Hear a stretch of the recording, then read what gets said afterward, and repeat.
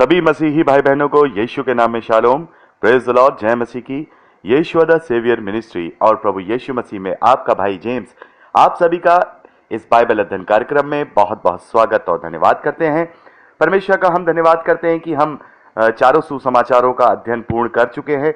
और जैसा कि हमने पहले कहा था कि जब चारों सुसमाचारों का अध्ययन हम पूर्ण कर लेंगे तो उसके बाद चारों सुसमाचारों को मिला करके प्रभु यीशु मसीह की जो क्रूस की कथा है उसका हम अध्ययन करेंगे। स्टेप बाय स्टेप सब बातों का हम अध्ययन करेंगे, कब कब क्या चीज़ें हुई। तो इन सारी चीज़ों को मैंने 7 स्टेप में डिवाइड किया है। पहला है फसह के पर्व की शाम, जब प्रभु यीशु मसीह ने अंतिम भोज अपने चेलों के साथ लिया। दूसरा, गतसमनी में प्रार्थना और प्रभु यीशु मसीह को पकड़वाया जाना। तीसरा, महासभा में महायाजक काइफा के समक्ष प्रभु यीशु मसीह को ले जाया जाना। चौथा, पिलातुस और हेरोदेस के पास प्रभु को ले जाया जाना। पांचवा, उस पर दोष लगाकर क्रूस पर चढ़ाने की प्रक्रिया। छठा, जब प्रभु यीशु मसीह को क्रूस पे चढ़ा दिया गया है उस पर कही हुई उसकी 7 वाणियां।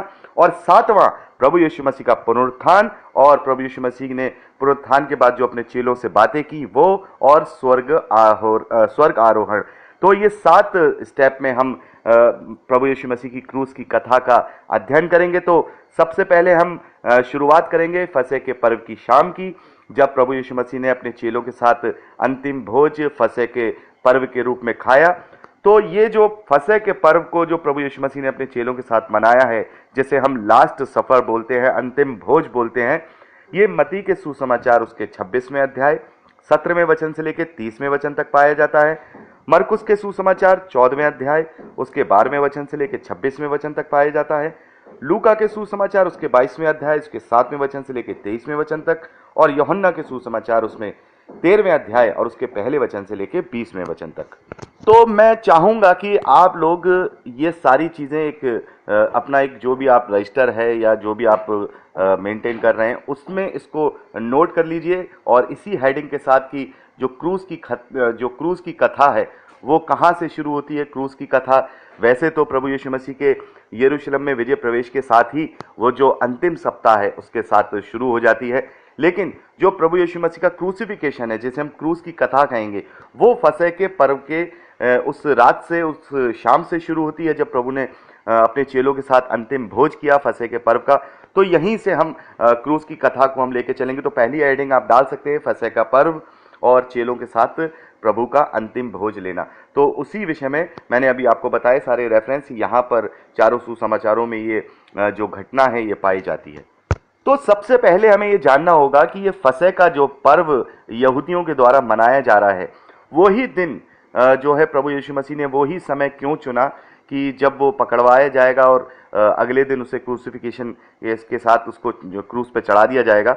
तो ये फसह के पर्व को का मनाना और फसह के पर्व की का जो महत्व है वो क्या है, ये एक मसीही विश्वासी को जानना ज़रूरी है। भले ही हमारे उद्धार से इस बात का ज़्यादा लेना देना नहीं है, लेकिन एक विश्वासी को ये जानना ज़रूरी है कि फसह का पर्व आखिर क्या होता है, फसह का पर्व यहूदियों के द्वारा क्यों मनाया जाता है, और फसह के पर्व का जो प्रभु यीशु मसीह का खाना है वो हमारे उद्धार से कैसे रिलेटेड है। तो इस बात को जानने के लिए हमें निर्गमन की पुस्तक उसका 12वां अध्याय का जो है अध्ययन करना पड़ेगा। जब हम इसको पढ़ते हैं तो यहाँ पता चलता है, जैसे कि आप सभी जानते हैं कि जो यहूदी लोग थे, जो इजरायली लोग थे, वो लोग मिस्र की गुलामी में थे और वहाँ पर मूसा के द्वारा परमेश्वर ने उन्हें छुड़ाया, और 10 विपत्तियों के द्वारा फिरौन पर परमेश्वर ने अपने आप को प्रकट किया ताकि उन लोगों को वो जाने दे, उन्हें मुक्त करे। तो ये जो 10वीं विपत्ति हम देखते हैं परमेश्वर ने मूसा के द्वारा फिरौन और मिस्रियों पर डाली थी, मिस्री लोगों पर डाली थी, वो थी उनके पहलौठों की मृत्यु।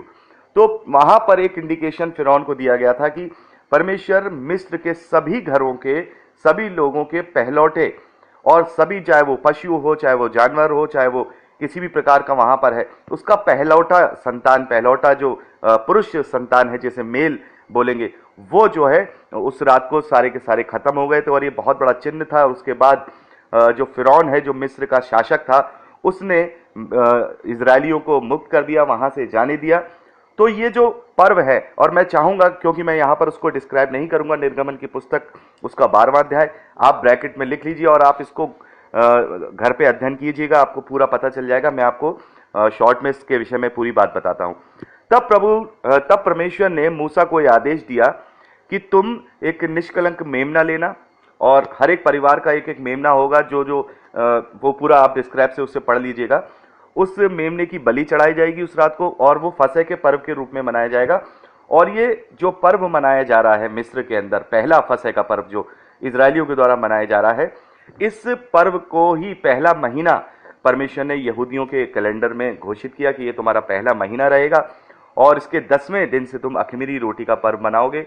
और ये इसलिए होगा कि तुम इस चिन्ह के रूप में बनाओगे कि परमेश्वर ने तुम्हें मूसा के द्वारा मिस्र की गुलामी से छुड़ाया, तुम्हें मृत्यु से छुटकारा दिया। देखिए कैसे परमेश्वर ने कहा कि तुम एक एक परिवार, एक एक जो लोग हैं वो एक निष्कलंक मेमने का बलिदान करें, और उसको अपने घरों की चौखटों पे और खिड़कियों पर उसके लहू को लगा दे, ताकि जब परमेश्वर जिस रात को जो मृत्यु के दूत को भेजेगा, जिससे कि सारे मिस्र के पहलौठे मारे जाएंगे, तब वो दूत जिन जिन घरों में उस लहू को लगा हुआ देखेगा, उस लहू के निशान को देखेगा, तो वो उस घर को छोड़ देगा। तो जो इजरायली लोग हैं, उनके बच्चे, जो पहलौठे बच्चे हैं, वो बच जाएंगे, बल्कि जितने भी और सारे मिस्र के लोग हैं, जो चाहे वो पशु हों चाहे वो जानवर हों, उन सब के पहलौठे उस मृत्यु के दूत के द्वारा, जो यहोवा के द्वारा भेजा गया था, वो सब मारे जाएंगे। तो ये जो फसह का पर्व वहाँ मनाते हैं, तो वो इसलिए मनाते हैं कि मिस्री अपनी जो इजरायली हैं, वो मिस्र की गुलामी से छुटकारे को के प्रतीकात्मक रूप से बनाते हैं, और जो वो मृत्यु के दूत से वो बच गए थे, यानी कि मृत्यु से जो बच गए थे, उसके रूप में वो मनाते हैं। और वो किसके द्वारा बचे थे? ये इंडिकेशन था परमेश्वर का कि मेमने के लहू के द्वारा वो वहां बचाए गए। तो ये तब भी एक तरह से प्रतीकात्मक रूप से परमेश्वर ने वहां प्रकट किया कि जैसे इजरायलियों को मैंने मेमने के लहू से, मृत्यु के दूत से बचाया, वैसे ही मैं समस्त मानव जाति को, समस्त संसार को नई वाचा के तहत, वो पहली वाचा थी जो मेमने के लहू से वो मृत्यु से बचे, उन्हें छुटकारा मिस्र की गुलामी से मिला। ये नई वाचा होगी जो उसके पुत्र के लहू के द्वारा होगी, जो निष्कलंक होगा, निष्पाप होगा, एक निष्कलंक मेमने के समान वो समस्त मानव जाति के लिए बलिदान किया जाएगा, और उसी के लहू के द्वारा नई वाचा बांधी जाएगी, जिससे कि सभी मानव जाति यदि उस पर विश्वास करेंगे तो छुटकारे को पाएंगे और अनंत जीवन को पाएंगे और मृत्यु पर जयवंत हो जाएंगे। तो ये एक इंडिकेशन के रूप में जो है परमेश्वर ने वहां इजरायलियों को दिया था। लेकिन ये मसीही विश्वासियों को भी इससे सीखना है कि परमेश्वर का प्रायोजन बहुत पहले से अपने पुत्र के बलिदान के विषय में था, कि वो इस चीज को इंडिकेशन के रूप में वहां इजरायलियों को बता रहा है। और उसी प्रकार से फसह के पर्व को मनाने के पीछे जो प्रभु यीशु मसीह का जो प्रायोजन था, वो यही था कि जैसे फसह के पर्व में तुम एक मेमने को बलिदान करते हो और उस चिन्ह को या उस घटना को याद करते हो उस धन्यवादी के साथ कि हम मृत्यु से बच गए, मिस्र की गुलामी से बच गए, वैसे ही मैं वो निष्कलंक मेमना हूं जो जगत के पापों को उठा ले जाऊंगा, और जो कोई मुझ पर विश्वास करेगा वो मृत्यु को ना देखेगा, बल्कि वो हमेशा हमेशा की जिंदगी को पाएगा। यानी कि वो इस धरती के जीवन से उसे छुटकारा मिलेगा, और वो उद्धार को प्राप्त करेगा और मृत्यु से बचेगा और हमेशा हमेशा की जिंदगी को पाएगा। तो ये फसह के पर्व को मनाने की जो विधि, जो तरीका था, वो अगर आप जानना चाहते हैं तो निर्गमन की पुस्तक लिख लीजिए उसको।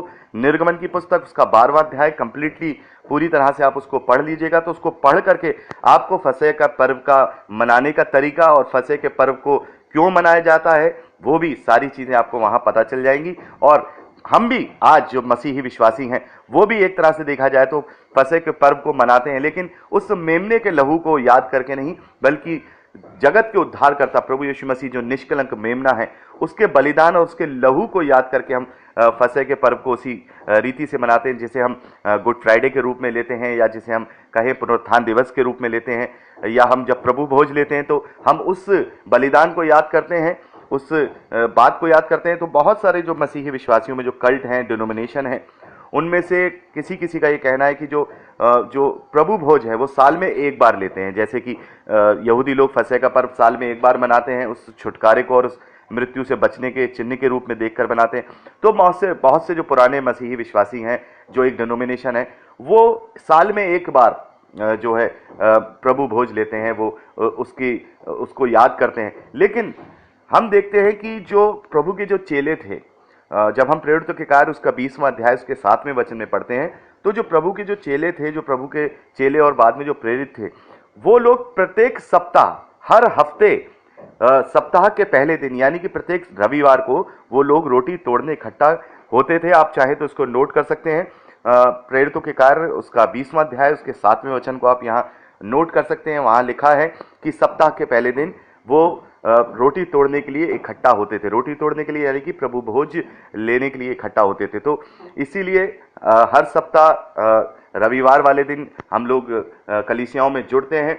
और कलीसियाओं में जुड़ने का जो सबसे बड़ा कारण यह है कि प्रभु भोज का, बहुत से लोग कलीसियाओं में संगति के विषय में सोचते हैं कि वहाँ संगति मिलेगी, वचन को जानने का ज्ञान मिलेगा और सारी चीज़ें होंगी और आराधना में हम शामिल होंगे। हाँ, ये चीज़ें हैं, क्योंकि जब संगति, माफ़ कीजिएगा, जब कलीसिया एक साथ इकट्ठी होती है, जब लोग एक साथ इकट्ठे होते हैं, तब वो एक साथ मिलकर के उसकी आराधना करते हैं, उससे प्रार्थना करते हैं, प्रभु के वचन को आपस में शेयर करते हैं, एक दूसरे के साथ डिस्कस करते हैं। ये तो अपनी आत्मिक उन्नति के लिए ज़रूरी है। लेकिन जो जमा होना है, उस प्रत्येक रविवार को जो जमा होना है कलीसिया का, सबसे बड़ा जो इम्पोर्टेंट काम होता है वहाँ, वो प्रभु की मृत्यु, उसके गाड़े जाने, उसके जी उठने को याद करने के रूप में उससे हम लेते हैं। और प्रभु भोज लेना हर हफ्ता, अगर हो सके तो हर हफ्ते हो, और नहीं तो हर एक हफ्ता छोड़ के या एक महीने में एक बार अच्छा है कि अपनी आत्मिक उन्नति के लिए हम उसको लिया करें, संगति के साथ लिया करें। तो यहाँ पर हमने देखा फसह के पर्व के विषय में कि फसह का पर्व इसलिए महत्वपूर्ण है एक मसीही विश्वासी के लिए, क्योंकि परमेश्वर ने पहले इजरायलियों को मेमने के लहू के द्वारा मृत्यु से बचाया। अब उसने अपने बेटे के लहू और उसके बलिदान के द्वारा समस्त मानव जाति को नई वाचा के तहत उसने हमें बचाया। और ये बात प्रभु यीशु मसीह ने, जब उसने रोटी तोड़ी अपने चेलों के साथ, तब उसने वहां पर ये बात समझाई है। और हम इसको सभी में पाते हैं, मत्ती का सुसमाचार, मरकुस में, लूका में, यूहन्ना में भी पाते हैं। तो ये फसह का पर्व था, एक निष्कलंक मेमने को बलिदान करने के लिए जो तैयारी थी वो थी। और उससे पहले हम मरकुस के सुसमाचार और यूहन्ना के सुसमाचार में दो चीज़ें पाते हैं। पहली चीज़ हम मरकुस के सुसमाचार में पाते हैं कि जो प्रभु यीशु मसीह का जो अभयंजन था, यानी एक बलिदान किए जाने वाले मेमने के साथ जो वो लोग किया करते थे, उसे साफ सुथरा करते थे, उसे नहलाया करते थे, उसे शुद्ध किया करते थे। वहां पर हम देखते हैं, आपने पढ़ा भी है, मैंने आपके साथ अध्ययन भी किया है, कि एक इत्र की शीशी मरियम ने प्रभु यीशु मसीह के पैरों पे उंडेल दी थी और उसका अभियंजन किया था कि उस निष्कलंक मेमने के लिए। तो वहां पर प्रभु यीशु मसीह ने कहा भी था। आइए से हम पढ़ लेते हैं मरकुस के सुसमाचार 14वें अध्याय को हम एक बार फिर से पढ़ेंगे। यही बात पढ़ेंगे केवल कि वहां जो प्रभु यीशु मसीह का जो एक निष्कलंक मेमने के सामने समान जो अभियंजन